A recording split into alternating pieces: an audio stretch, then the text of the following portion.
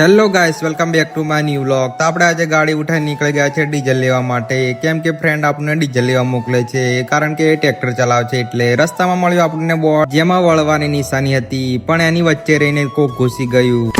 ત્યાર પછી આપણે લઈ લીધું ડીઝલ ગાળવાનું પીપળું અને ચાલ્યા પાછા ભાઈબંધ છેડે છે ત્યાં પૈસા લેવા માટે। પૈસા લઈને આપણે નીકળી ગયા ડીઝલ લેવા જવા માટે। ત્યાર પછી આપણે આવી જાય છે કાટુ ચોકડી, ત્યાંથી આપણે વળાંક લઈને પહોંચી ગયા આપણે ભારત પેટ્રોલિયમ પર, પણ આપણે તો ડીઝલ લેવા આવેલા ને।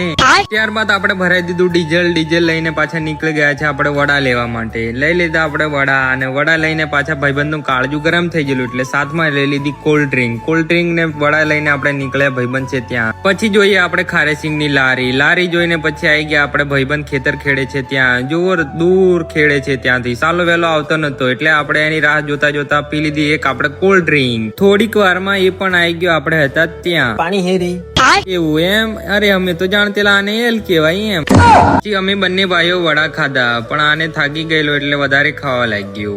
ત્યાર પછી આને આપણે દોડી મૂક્યું।